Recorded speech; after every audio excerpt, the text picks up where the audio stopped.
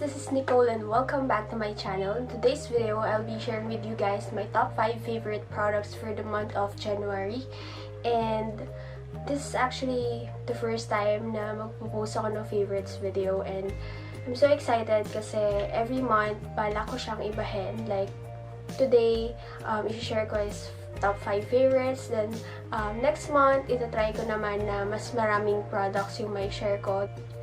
Halo-halo to actually guys, hindi lang ako mag-focus really sa makeup products. So, syempre sa mga susunod, baka magdagdag din ako ng clothes, ng shoes, or bag. So, depende na talaga kung ano yung mga products or mga bagay na mabibili ko that month. So, yun lang guys, and let's get started. So, as you can see guys, tinanggal ko yung parang cord ng laptop sa likod kasi para mabawasan naman yung mga nakalagay dyan.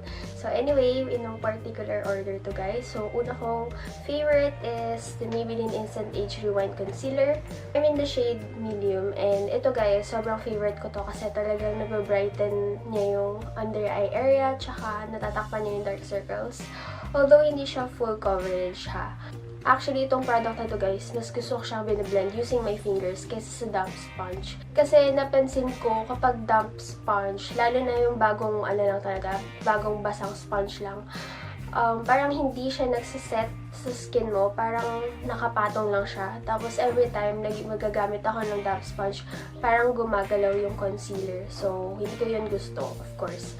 Kaya mas gusto kong ginagamit yung fingers ko. Kung gagamit man kayo ng damp sponge, mas okay sana yung nabasa nyo na siya like nung kinagabihan bago siya gamitin ng susunod na araw. So, para mas dry na siya ng konti. So, yun lang, but the rest, okay na okay to sa akin. Ito yung everyday kong ginagamit, as in, hindi ko siya kayang stop gamitin. Basta ang ganda niya. Parang nakalimutan ko na yung iba kong concealer dito sa bahay. Pero ayun, sobrang na-enjoy ko to. And actually, itong shade na to is medyo light pa siya ng konti, pero okay lang din naman. So, yun. Super sulit. 399 pesos. Sa Watsons. Yun. Next naman na favorite ko is this one. This is the Coty Airspun Loose Face Powder. Ito yung original formula. Ang shade ko is Naturally Neutral.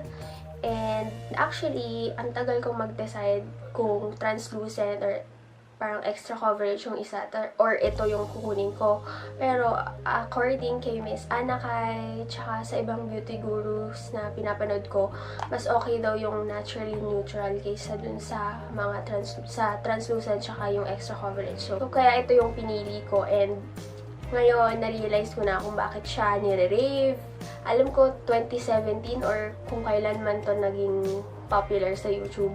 Pero ngayon ko lang kasi siya na-try. So, ayun. Sobrang sulit nito guys. I know, meron na akong Nichido Final Powder, but since oily skin ako and lagi ako nagbe-bake, as in everyday nagbe-bake ako guys, as in yung mukha ko binibake ko.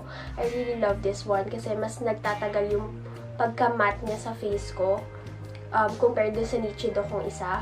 Yes, medyo makalat siya. At saka, strong yung amoy talaga, as in, kung hindi kayo, alam mo yun, kung hindi nyo gusto yung medyo matapang yung amoy ng powder, baka hindi nyo ito magustuhan. Okay lang naman sa akin kasi nawawala din naman siya. And ayun, sobrang ganda kasi talagang ang tagal na matte yung face ko. So, I really love this one. Ako, tinatago ko pa rin yung, tinatago ko yung puff, tsaka yung yung parang takip, para hindi siya sobrang messy. Anyway guys, yung Coty Airspun, 350 ko lang siya bili sa bazaar. So, recommend is from Colourpop. This is the Yes Please palette, and simulan na ko to guys, as in hindi ko na siya binitawan, as in talaga sobrang ganda ng colors guys. Kung mahilig kayo sa warm tone na eyeshadows, magugustuhan nyo to. Kung mahilig kayo sa mga orange, ganyan, mga red, as in, perfecto sa inyo. Meron kayong brown, pwede kayong mag-everyday makeup, pwede kayong mag-bold makeup, colorful, kahit ano magagawa mo dito. And pag everyday guys, ang madalas kong ginagamit is this one, itong shade na to. This is Note to Self, tsaka yung Big Cocktails.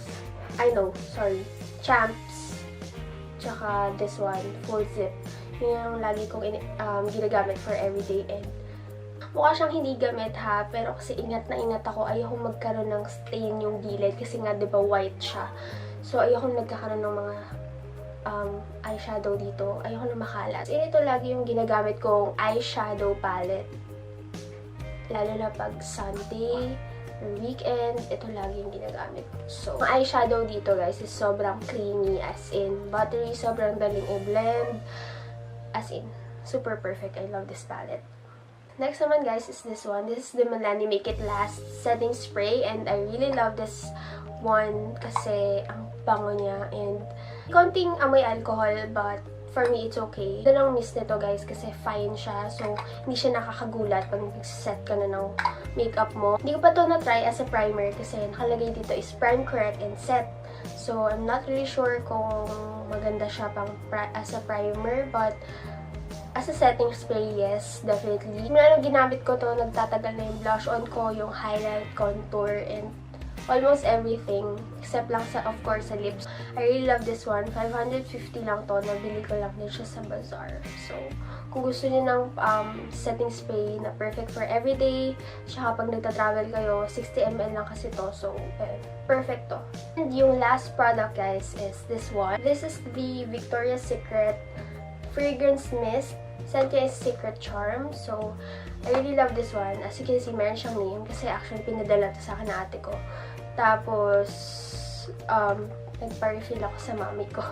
Kaya, meron pa siya. So, actually, last year pa to. Pero, nag-try naman ako magpalit ng pabango nung January. Kaso lang, ito talaga yung binabalikan ko kasi, ayun ko, hindi kasi ako mahilig sa mga matatamis na cologne or perfume.